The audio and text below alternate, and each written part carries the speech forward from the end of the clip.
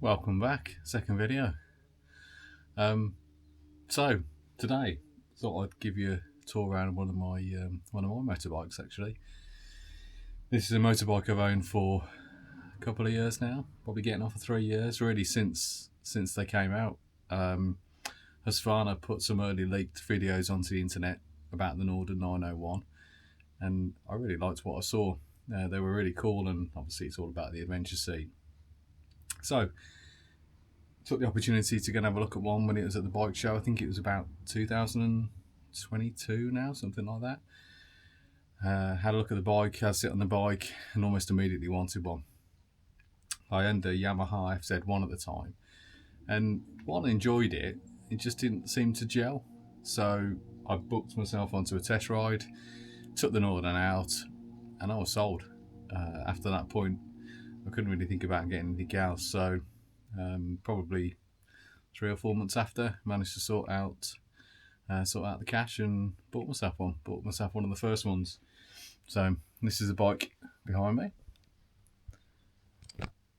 It's one of the kind of, you see quite a dark colour scheme with these sort of fluorescent yellow flashes.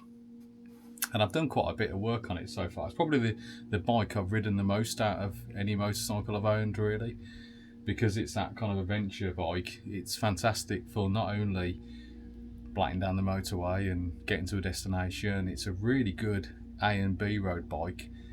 Considering it's got a 21-inch front wheel, it handles fantastically well. It really does.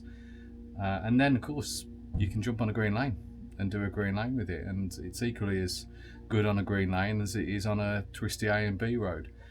It's got that parallel twin motor from the KTM, so that in itself is just an awesome bit of kit.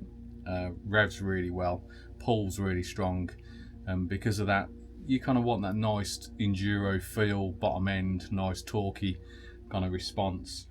This bike's got that. Obviously it's got the rider modes as well, which help. You can dial it in different terrains. If it's rain, it's got a proper rain mode. It just softens everything off. But as a motorcycle, it kind of does most things. So what I was going to do is talk you through the bike a little bit more, and also through some of the modifications.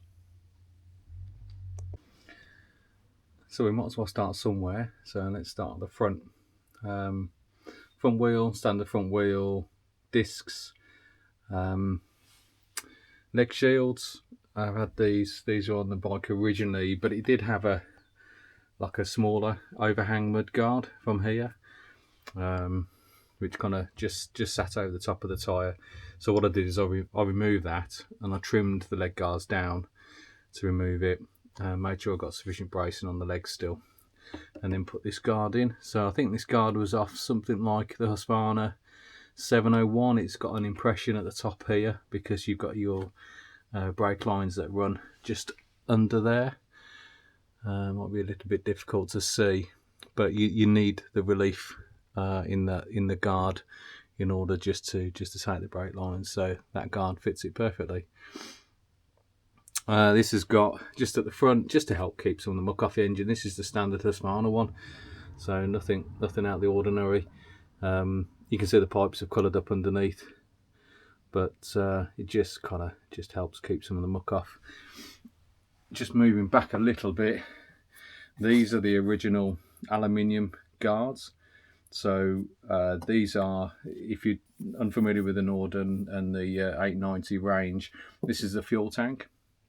This is what makes them particularly good off-road, although it does add to the width of the bike, and you have to be conscious of that when you're going through any kind of rough terrain where your kind of wheels are quite deep.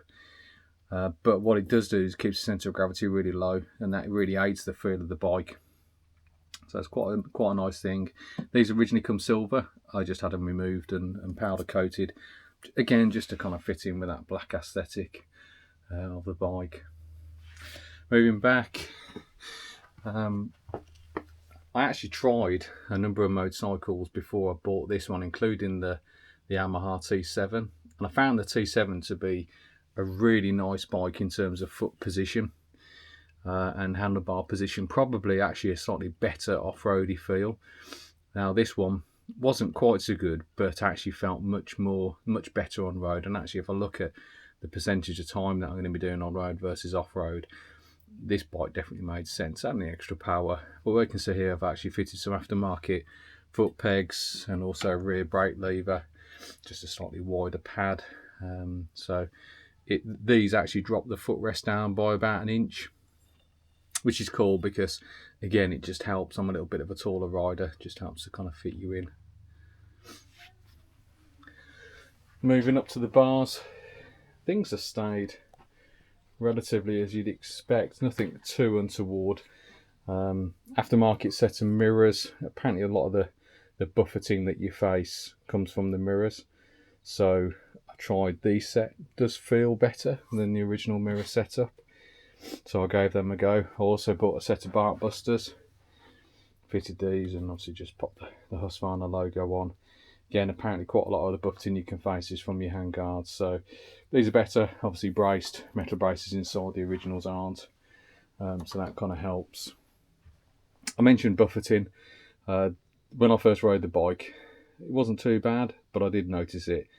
So this is actually the screen off the slightly the different model, the higher spec model, which has got the different forks and stuff. That screen comes standard with that bike, with that setup. So I opted to give one of those and try. They're not too expensive, £120, something in that region. It's not cheap, but it does make a big difference. You can see we've got that vent just there in order to lower the pressure at the front of the bike. I fitted my zoomer, and that's dead easy to fit actually. It's really, really nice. You've got this pad behind here. You've got a blank which comes with the bike. You just remove the blank, you search inside, you've got a full 12-volt connection. Super simple actually. Husqvarna did a great job with that. Loads of people ask about this knob here, this fiddly knob. It's just for the headlamp, just to make sure that you got the right headlamp alignment. So most of us probably never touch it to the point where you go through your MOT. This bit's new. Fitted this not so long ago. Because it's quite a tall tower, what you do get, you can see that bit of movement, you get a bit of shake. So if you're off-road and you're hitting some harder stuff, you can get quite an oscillation from there. So this is just 3D printed. Found the file off the internet and printed it up, and do you know what? It does make a difference. Definitely better than it was. Doesn't eradicate it. Obviously, it's quite a larger weight, and it's pivoted down the bottom here. So you're limited in terms of what you can actually do, but it does certainly make a difference. This is not the original seat, although it is a proper Husqvarna one. This model didn't come that well equipped. The equipment was fairly basic. It was only really on the next model that they brought out that they started to put some of the more things like the heated seat as standard. So this one, I fitted the heated grips. You have to fit the module as well. So it's a fully integrated module with the bike, which is cool because you can initialize it all through the screen itself. I think a lot of people talk about you need to take them to a retailer in order to code it. You don't. Literally fit the module, fit the hand grips, you go into a setting, switch them on. Same with the seats as well. Seats really nice and plug and play, straight into the module. And just tell the bike that it's got those options fitted. And then everything is then controllable for your four-way switch, which is nice. It certainly has that feeling of nice sort of premium. It's not an aftermarket sort of add-on. It's a really cool, nice extra feature.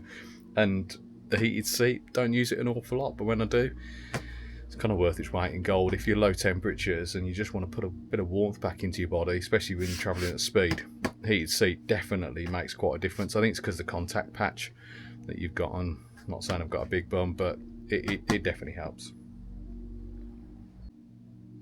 So moving down onto the next part, you can see I've actually just laid my luggage over for the time being. I did, when I actually bought the bike, I did invest in the Husqvarna luggage, the soft luggage. So that comes with a metal rack that goes on the back of the bike, quite easy to mount, not really much of a problem.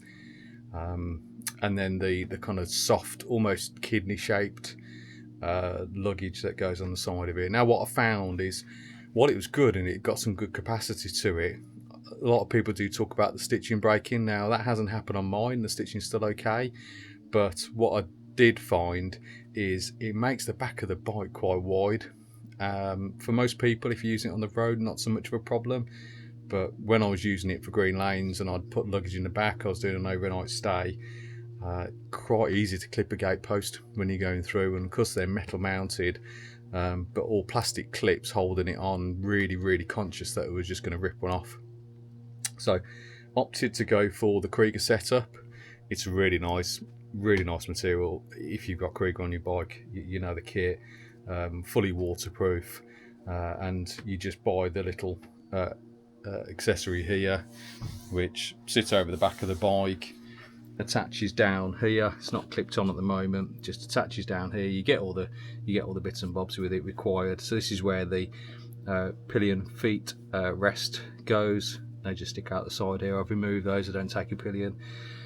So yeah, you clip it on there, you clip it onto the rack at the back, just underneath there you can see. And it's just a really nice little solution. I tend to just put the panniers on if I'm doing anything a little bit more major, but pretty much always carry the bag on the back. That's got my hat, glasses, bits and bobs. So yeah, definitely recommend that. Moving down to this side of the bike now. Now, not too much has changed, of course. Foot pegs, gear lever is still the same. 3D printed foot pad, so okay, most of you have probably got metal ones and they're absolutely fine. It would be absolutely fine on this, but my cousin had a bit of a play around with his 3D printer, came up with that one. Works really well. People talk about, I guess it's a big topic on the Nordens, is the heat rejection that you get from the engine. And it is a thing, even in this country, it is a thing. It does get quite hot, especially when the fans kick in. What you get is a lot of that hot air blowing backwards, and because it's typically on a warm day when the engine's getting warm, it can be quite unwelcome. So there's things that you can do. Mine here, it's got the camel little cover over the top, and that's not really, that stops the heat from coming up and hitting your legs. I still get that problem. But it protects the rear shock. I've heard of people that have blown the rear shock out, probably because the heat coming off the cat is that warm that it's then damaged the seals inside the shock absorber. Thankfully, obviously I haven't had that happen on my bike.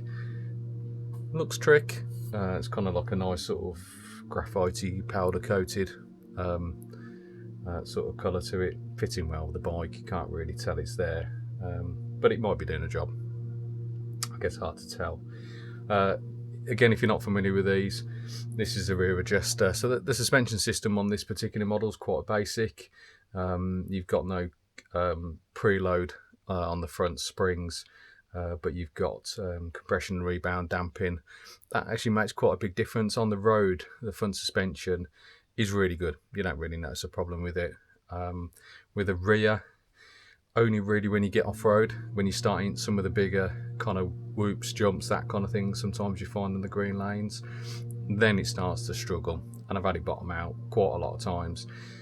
It's got all the suspension settings just under the seat, so if you have one, have a look for those, follow them. They're quite easy to set up, just have a play, and they do, like I said, makes quite a big difference. But it's trying to find the right compromise depending on what your style of riding is, how long you want to spend on the road versus on a green lane. But that, in essence, is the bike. Some of you might have spotted, I actually have the Enduro seat. I think they call it the Enduro seat, but it's an additional one-piece seat that just replaces. So you just pop the two-piece off, drop that on. What that gives you is it's this bike you tend to find when you're riding it off-road is quite wide here. So it's not so much of a problem when you're riding on the road, but certainly off-road, this bit here that sticks out can be quite a problem. So that seat is meant to help that. It certainly does. It definitely has an impact. It definitely makes it slightly easier to ride, a little bit more comfortable. But if you're kind of road riding every day, the comfort seat, I think they call this one with the heated seat, is the kind of preferred option. But if you're going to go and do some green lanes and you're going to spend a bit of time on the green lanes, definitely it's worth investing. Again, they're not massively expensive from what I remember. If you don't like the orange trim, the yellow trim, it's not the end of the world. You can get a seat cover for it. It's a plastic base, so it'd just be a case of stretching it around and putting your staples in. But other than that, it's a fantastic bike. So if you're in the market and you're looking out for something like this, I've had the BMWs in the past. Really, really enjoyed mine. Mine was one of the 1200s, single cam. Lovely bike, but a big bike. And actually, I wouldn't have done half the things on that as I would do on this. This feels very capable. Like I said, because of the way the fuel tanks saddle the engine, it makes it feel very stable. And I think that's probably the thing with this bike. It feels very planted. It feels like it's out the KTM stable. It feels like it's ready to go into these kind of, off-roady, green laney type environments and actually perform really well. So definitely more to do on this bike this year. Definitely get some more riding done, some overnights and stuff. So I'll share those as and when we do them. Take care, everyone. Bye for now.